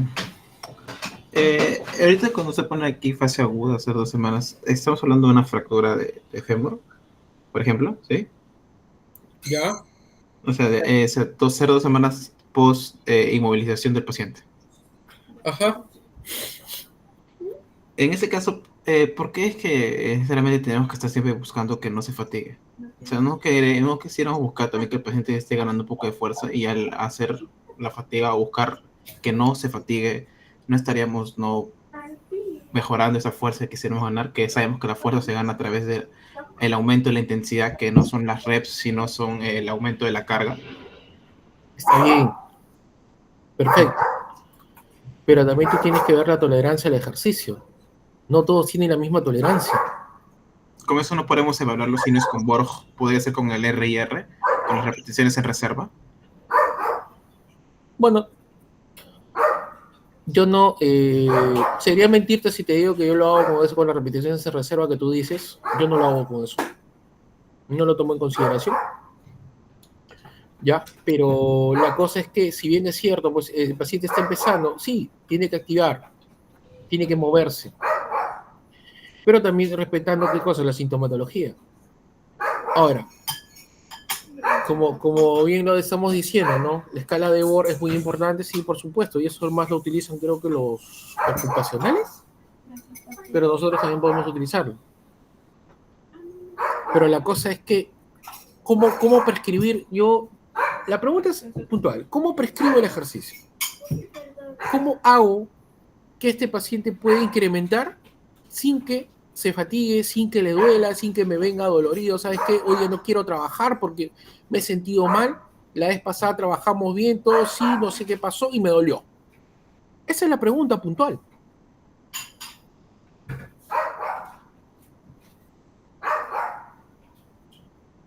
¿Mm? Todo lo que tú estás mencionando, sí, podría ser, claro, se debería hacer, claro, tú quieres que ganar más fuerza, mayor, ¿cómo se llama? Tolerancia, todo, excelente, pero ¿cómo lo haces? ¿Mm? Hay muchos que vienen de afuera y dicen, no, es un genio el hombre, ¿no? Haciendo prescripción del ejercicio. ¿Pero cómo? Repeticiones máximas, claro, ya, pero tiene que tener cierta característica ese paciente para hacer la repetición máxima. ¿Mm? Bueno, creo que fue lo que usted hace rato mencionó, acerca de la activación isométrica.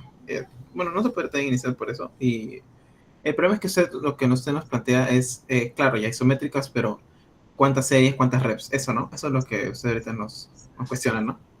Claro. ¿Cuánto vas a empezar y con cuánto vas a continuar? Bueno, ¿Mm? claro, bueno, ¿Cuál es el criterio? Claro, es que aquí sí, cierto, yo no desconozco el criterio, la verdad lo que yo haría es simplemente apegarme a lo que dice en los papers y que siempre veo que es 3 series de 8 a 12 reps y iniciarían isométricas de 3 ¿Pero tú crees que todos tus pacientes van a responder igual? Que tú le vas, pero tú estás agarrando como una receta de cocina y eso. Sí, cierto, sí, por eso sí, así que no se va a responder la pregunta, profesor, de lo que se nos plantea. No, pero está bien, pero te felicito porque al menos has tenido el valor de tener un diálogo conmigo, ¿no? Y eso es bueno. Eso es bueno con cualquier docente que sostengas un diálogo, eso es muy bueno. Habla bastante de ti. ¿Ya? Mira, algunos autores hablan de lo siguiente. Ustedes saquen su conclusión, porque a las finales ustedes son dueños de hacer su propia rutina de ejercicios y su propia programa de ejercicios, porque programas hay infinidades. Hasta pueden, como se dicen, marketearse con su propia rutina de ejercicios. Algunos autores dicen lo siguiente. Siempre tienes que aumentar de 10 a 20%, ¿ya? Máximo, las repeticiones que hizo la semana previa. ¿Cómo es eso? Si hoy día hice una serie de 10, ponte, el miércoles hice otra serie de 10 y el viernes hice otra serie de 10, entonces todo hice 30, ¿no? Para la siguiente semana yo tendría que aumentar, ¿ya? Ponte, o el 10% de todo lo que he hecho. Oiga, pero ese es poco. Sí, ese era poco, pero ¿te estás asegurando que no vas a lesionar a ese paciente? No, ese paciente no va a terminar adolorido. Y estás, ¿qué cosa? También estás mejorando la adaptabilidad del ejercicio de ese paciente. ¿Mm? Y después poco a poco vas aumentando, vas aumentando, vas aumentando. Y así te aseguras que no se lesione. Pero todo empezó con el isométrico que tú hiciste y es más, también ese isométrico es como una estrategia, ¿ya? Es como una estrategia para, como se dice, ¿no? Despertar al sistema nervioso central y decir, oye, compadre, despierta, pues, ¿no ves que ese músculo está débil, está inhibido, que no tiene una buena activación? Ahora, yo entiendo por activación, ojo, no es que, oye, pero ¿cómo usted puede decir que no está activo o no tiene buena activación si yo veo que se está contrayendo? Eso no tiene nada que ver con la contracción muscular. ¿Ya? Yo entiendo por activación cómo ese músculo se relaciona sincrónicamente con el resto de los músculos. Entonces tiene una buena activación. Yo lo entiendo así. No sé cómo lo entiendan ustedes o cómo se lo habrán planteado ustedes, pero yo lo entiendo así. ¿Ya? Entonces, de esa manera yo le digo al sistema nervioso central, al cerebro, oye, compadre, mira, este está débil, no activa. ¿Ya? Y lo mantengo en el isométrico así, y voy a empezar al paciente a decir, oye, ya se pone duro, empieza a quemarme, ya listo, ahí corta. Eso como estrategia. ¿Para qué? Para, como dice, que despierte el cerebro y diga, ah, ¿verdad, no? Tú, a ti te falta activar, a ti te falta trabajar. Porque ustedes me dirán, pero el sistema nervioso central no tiene conciencia de ese grupo muscular que está inhibido, entre comillas, ¿ah? O que le falta fuerza, entre comillas, perdón, porque está inhibido, no activa. Claro, no tiene conocimiento. Porque si tuviera conocimiento, al toque lo restablece y obviamente ese grupo muscular empieza a trabajar bien. Y no se haría la disfunción, pues, ¿no? Por lógica.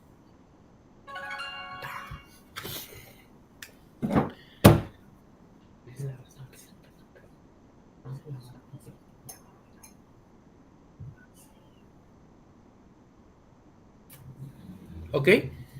No sé si me dejo entender.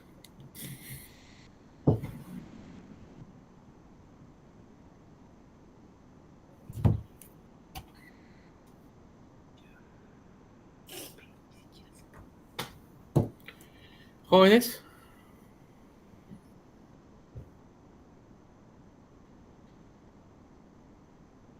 Sí, profesor, quedó claro. Ok. Muy bien. Bueno, de una semana hasta las 8 semanas, obviamente, ¿no? La movilidad funcional, cargas progresivas, como ustedes lo han dicho, fuerza inicial. ¿No? Acá la evidencia, por ejemplo, en este estudio, ¿no? En fracturas por fragilidad, la rehabilitación supervisada acelera la recuperación funcional, dice, ¿no? Esto dice Carter y colaboradores en el 2025. Dice, en intervenciones, ¿no? Cargas progresivas según indicación, fortalecimiento funcional, glúteo medio, glúteo mayor, de cajón ellos siempre tienen que estar metidos ahí. Y en segundo, lo que es el psoas y el cuádriceps, ¿no?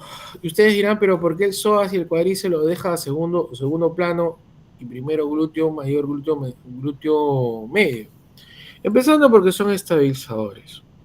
Y terminando porque esto es, yo siempre lo he visto así, y muchos autores también lo ven así. Hablar de miembros inferiores es hablar de una pirámide invertida, en el cual ustedes dirán, pues la base de una pirámide es el cimiento, ¿no? En el que va a soportar todas las cargas y las distribuciones.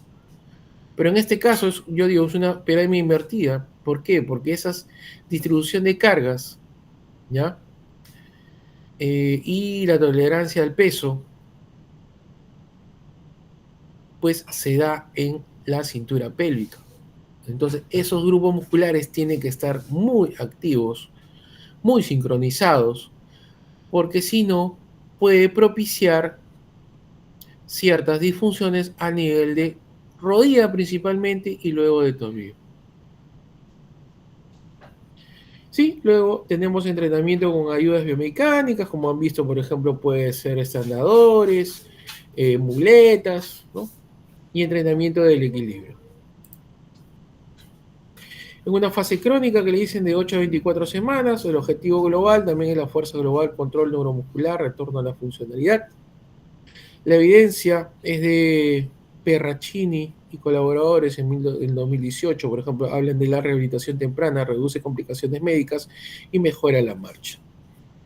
Intervenciones, acá podemos hablar ya de las famosas cadenas, ¿no? Cadenas cerradas, cadenas abiertas, ya mayor estabilidad de las cadenas cerradas, y cuando hay debilidad muscular por dolor principalmente se estila a trabajar más en cadenas cerradas que abiertas. ¿Ya? Control lumbopélvico, ya avanzado. Acá tenemos, por ejemplo, algunas pruebas. El Big Door, el Step Up o el Step Down, ¿no? Son pruebas que se pueden hacer, ¿no? Ustedes pueden googlearlo, lo van a encontrar fácil. Entrenamiento pliométrico, reentrenamiento de marcha rápida y subida de escaleras, ¿no? En esta de la subida de escaleras hay que tener bastante cuidado. ¿Ya? Ver exactamente cómo sube el paciente y cómo baja. ¿Ya? Entonces, acá en la subida de escaleras, ¿de qué grupo muscular me tengo que tener cuidado? O sea, que no se active.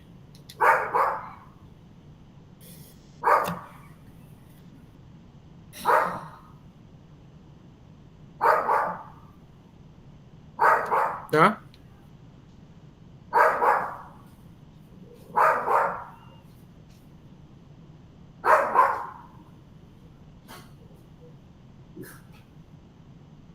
¿De qué grupo muscular debo tener cuidado?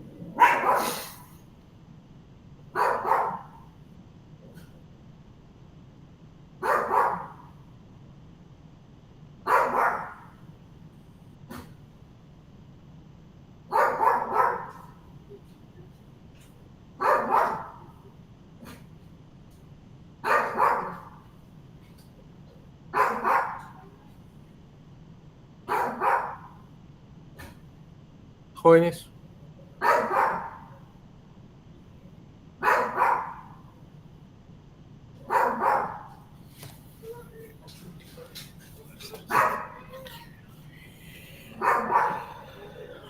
¿Ah? ¿Alguien habló? Glúteo medio, profesor. ¿Cómo? Glúteo medio. No, el glúteo medio tendría que trabajar, por ese no me tengo que cuidar. Cuidar quiere decir que obviamente que yo tengo que inhibirlo o hacer que no me haga una mala. ¿Quién? Los aductores.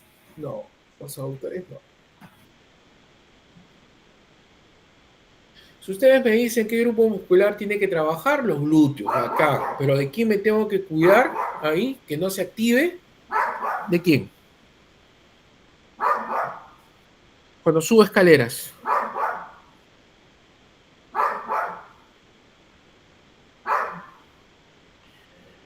Eso se ve más que nada en las damas, creo, ¿no? Ese bamboleo que hacen, que suben una cadera, suben otra cadera, suben una cadera, suben otra cadera.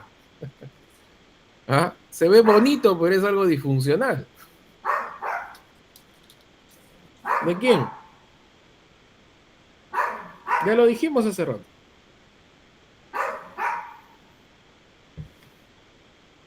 Del cuadrado. El cuadrado. Claro, ve el cuadrado ese, mi amigo el cuadrado ese no te tiene que contraer, porque si se contrae el cuadrado está supliendo la acción del glúteo, ¿ya? Bien, del cuadrado. Y también dice, ¿no? Entrenamiento multifuncional, multicomponente, ¿no? Multicomponente, eso habla, por ejemplo, Magaziner y colaboradores, ¿no? Que hablan, por ejemplo, de ejercicios de fuerza, resistencia, equilibrio, coordinación y de flexibilidad. Y bueno, el retorno, ¿cómo se llaman las actividades? ¿No? Máxima potencia, el objetivo, estabilidad, resistencia y prevención. Esto, de acuerdo a la evidencia de Pinto y colaboradores, dice, recomienda intervenciones multicomponentes prolongadas, mayor o igual de 12 meses, ¿no? El abordaje global post fragilidad descrito por la IOF, ¿no? Entonces, ¿qué tenemos por fragilidad? Esto más que nada se da en los adultos mayores.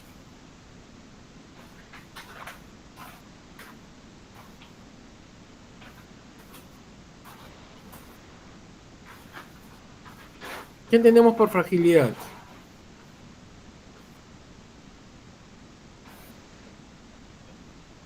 ¿Que se puede romper fácil? Ya, claro, fragilidad, bueno, relacionado con algo que se puede romper fácil, ¿no? Pero en los adultos mayores, la fragilidad, ¿qué viene a ser? Es una característica de ellos. Claro, está relacionado con lo que mi compañero, ¿no? Sería como una persona que está propensa a sufrir un riesgo de una lesión grave o que pueda llegar a afectarlo ya, inclusive pues a su vida, ¿no? O sea, es vulnerable, por decirlo, con facilidad. Ya, acá. Suena mejor vulnerable que una que se pueda romper, ¿no? Ya, claro. Entonces, esto aumenta, como se dice, ¿no? El abordaje global post-fragilidad, ¿no?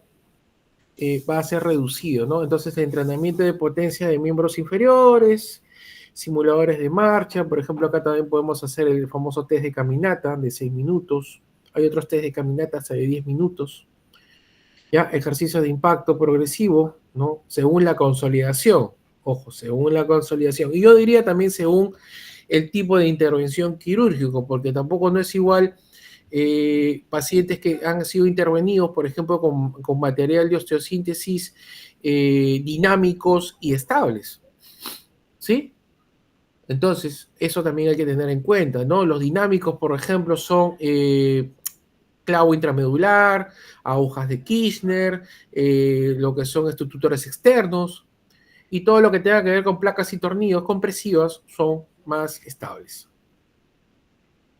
El entrenamiento proprioceptivo, obviamente, esto debe ser proprioceptivo, debe ser desde las primeras semanas. Muy bien.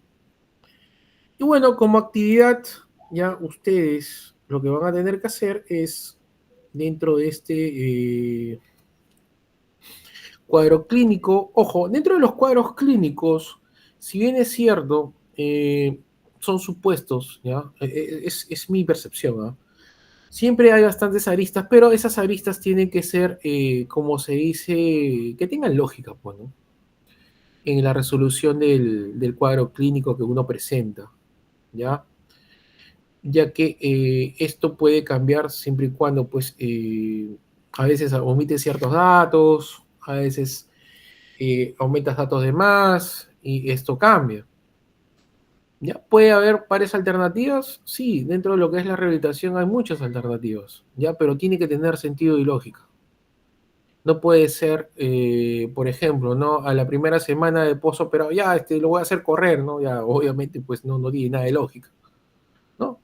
Entonces, por ejemplo, por eso se plantea esto, ¿no? Por ejemplo, acá, una actividad, el propósito es compartir sus reflexiones y propuestas sobre el caso clínico, paciente mujer de 74 años de edad, posfractura intertrocanteria, 6 semanas post cirugía, marcha con andador, EVA de 5, limitación funcional moderada. ¿Qué diagnóstico fisioterapéutico basado en la evaluación se puede dar? Un plan de tratamiento por fases y criterios de progreso. ¿Ya? Entonces, esa es la tarea que estoy dejando y me lo tienen que presentar ya para la próxima semana cuando nos veamos en San Marcos. Y una retroalimentación. Por ejemplo, ¿cómo influye la estabilidad pélvica en la carga durante la marcha post-fractura? ¿Qué indicadores funcionales definen el progreso clínico y cómo integras el control neuromuscular Ojo, el control neuromuscular en fracturas de pelvis y cadera. Bueno, acá tienen los recursos bibliográficos, si quieren ampliar un poquito más. ¿Ya? Y eso sería todo de mi parte, ¿no? Muy bien. Eso sería todo de mi parte, estimados futuros colegas. ¿Alguna pregunta hasta acá? Sí, pero son un par de preguntas. Primero, usted justo en la última parte, ya en la parte del como que retorno a la actividad y todo eso, mencionó acerca de los ejercicios proceptivos. Pues quisiera preguntarle a usted así personal, ¿cómo usted trabaja o aborda esos ejercicios proceptivos con los pacientes? Ejercicios proprioceptivos. Ujú. Principales proceptivos de carga, o sea, estimulación de ¿cómo se llama? De la carga de peso, ya, no directamente, a ver, ¿cómo decirlo? Que tú sientes un paciente que solamente ponga el pie, el pie en el piso. ¿Estás dando información o no? Claro, o sea, sedente y que un pie y el otro pie por encima y que se enfoque que este pie está cargando peso, eso, algo así. Sí, o con un espejo inclusive que puedes estar al frente del paciente, ¿ya? Con los pies bien puestos en la tierra, como se dice, bien plantados, y solamente hagas movimientos de anteversión y retroversión pélvica. Estás dando información proprioceptiva también. ¿Por qué? Porque cuando vez que haces anteversión, estás llevando toda la carga hacia adelante y estás estimulando, ¿no? Mecanorreceptores, proprioceptores, tanto a nivel de planta de pie y rodilla y cadera.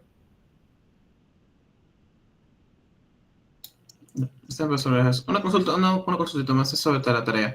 ¿La podemos hacer en grupos, profe? ¿O quiere que ¿Cuántos son? La verdad que no sé ni cuántos son. somos 35 personas? Podemos ¿Cuánto? juntarnos 35 alumnos. 35, y acá no están la mitad. Sí, es que creo que, bueno, a ese paso. Muy tarde, no los dejan salir de su casa tan tarde. Sí, creo que sí. Pero igual, todo está grabado, así que es normal. ¿Nos podemos nosotros separar en grupos si es la tarea? Ya, por mí no hay ningún problema. Ujú. Ya, profesor, una cosita más. En la tarea habla de que es 6 semanas post cirugía. Pero, ¿qué cirugía? O sea, puede ser una artroplasia total de cadera, como puede ser una... Pero si ahí está diciendo, ahí está, a ver, vamos a ver. ¿no?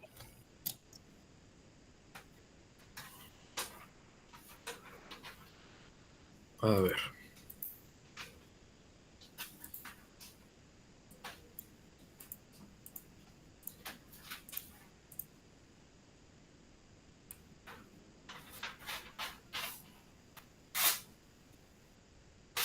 Tiene una fractura intertrocanteria. ¿Qué tipo de cirugías hacen en fracturas intertrocanterias? Una placa, ¿no, profesor? Claro. Pero hay situaciones en las que, pues, no hacen una artroplastia parcial de la parte femoral, o no, nunca ocurre. ¿Una artroplastía parcial? Claro, o sea, solamente, o sea, bueno, o total, no sé si, bueno, no sé si sea exactamente una parcial, pero la total, por ejemplo. Por ejemplo, yo conozco a una paciente que a raíz de una fractura transcervical, si no me equivoco, pues sí le hicieron una TC, Transcervical. Ya, pero transcervical es prácticamente que debajo de la cabeza del cuello del fémur. Cuando se vuela eso, ya ahí está lo que es el cuello quirúrgico y el cuello anatómico. y en esos casos sí es artroplasia, total. Claro, sí, de cajón, por lo general, cuando está desplazada y todo, y eso se suma a la pérdida de espacio articular, le ponen una artroplastía. Ya entonces, pues ya me quedó claro. Muchas gracias, profesor. Entonces creo que eso sería todo. Mi Ok. parte. ¿Alguien más?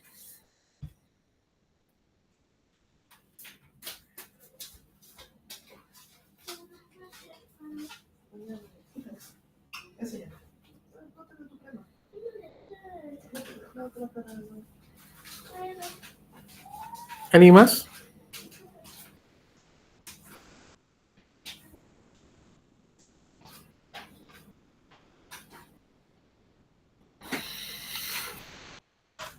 Ya.